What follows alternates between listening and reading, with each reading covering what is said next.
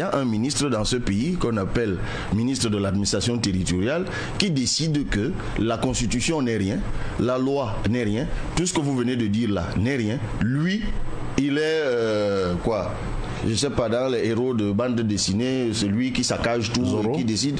Non, Zorro, même quelqu'un de fin, c'était un justicier. Je sais pas, il faut trouver quelqu'un de plus sombre. Donc, voilà, lui, il décide que tel est et tel n'est pas. Il dit à qui il veut l'entendre que je vais le détruire, je vais l'éteindre.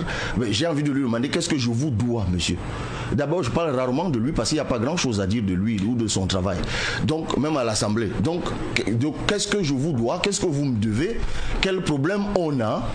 J'ai appris l'autre jour dans l'interview, je l'ai faite sur le canal de M. Tonga. M. Tonga me dit oui, nous avons appris de l'entourage de M. Kona que c'est M. Atangandji qui vous a recommandé à la tête du PCNN. J'ai dit mais c'est pas possible. Donc eux ils se connaissaient depuis c'est pas trop, et de tous les partis politiques c'est seulement celui-là pour aller le chercher à Guidigis qui m'a recommandé, mais c'est absolument ridicule. Donc nous savons aujourd'hui que apparemment Cabral Libi dérange et que dans leur faction qu'ils ont dans le régime et les gens qui se préparent à prendre le pouvoir, apparemment Cabral Libi doit être écarté de la voie de certaines personnes, doit être écarté du chemin de certaines personnes, et c'est pour cela qu'on fait ça. C'est aussi simple que ça, parce que sinon, comment m'expliquer que, ok, complètement déboussolé par cette affaire, je suis même tellement énervé que je me dis que je préfère ne même pas parler avec ce papa-là.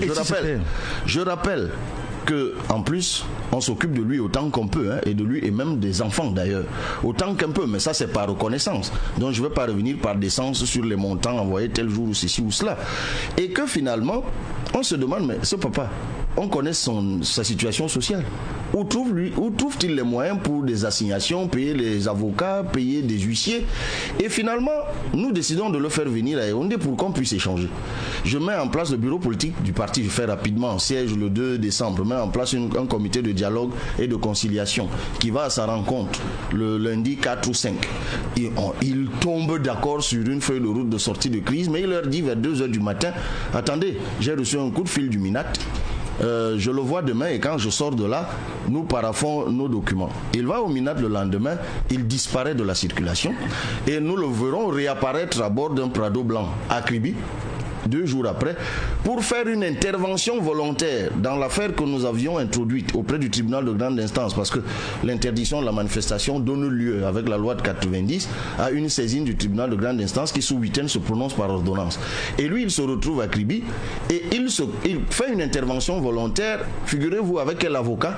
Le même avocat que madame le sous-préfet. Et il remonte à Yaoundé. Oui. Et curieusement, je dis bon, ok. Il disparaît 3 ou 4 jours de la circulation, il réapparaît. Et puis la commission remet la main sur lui et organise une ultime réunion à laquelle moi-même j'assiste. C'était un dimanche, nous faisons 6 heures de réunion avec les membres des élus, les membres du bureau politique et lui, son camp. On tombe d'accord. D'ailleurs, c'est l'occasion pour moi de lui dire toute ma colère et de tous les mensonges qui ont été répandus. Et puis finalement, il me dit, mais moi je te reproche rien. Voilà, en fait, ce que je te reproche, des trucs mais complètement fallacieux. Et puis, on tombe d'accord sur la sortie de crise. D'ailleurs, il dit un truc ce jour, du moins un de ses proches. Il dit, oui, mais est-ce que vous savez que Papa Kona, pendant que vous êtes député et tout, lui, il n'a pas de maison, il n'a pas de lit, il n'a pas de télé, il n'a pas de salon, il n'a pas... Je dis, bon, ok. Je dois avouer que je n'étais pas au courant de tout cela, mais si on me l'avait dit, il est normal que si le parti rayonne, que l'un des pères fondateurs qui vit dans l'indigence, que lui aussi, il bénéficie quand même d'un minimum de commodité. Je dis, bon, ok, faisons une évaluation immédiate même de ce qu'il faut dans l'immédiat pour mettre un terme à ce descriptif, de mon point de vue quand même, qui n'est pas digne d'un fondateur d'un parti qui rayonne. On trouve là sur le coup une évaluation de 5 millions de francs CFA. Et là, séance tenante, j'avais encore dans mon sac, je l'ai dit ailleurs, les frais de session. Je vais chercher le 5e de ce montant, je pose sur la table en guise de bonne foi. On tombe d'accord sur une sortie de crise. Juste au moment où on lui dit, il faut donc maintenant qu'on fasse un document, qu'on fasse des déclarations publiques pour dire que bon, les dissensions sont terminées. Il nous dit, on le fait demain parce que j'ai encore une réunion au MINAT. Et il va au MINAT le lendemain. Il a pris l'argent. Et quand il sort du MINAT, oui, mais bien évidemment, il a pris l'argent.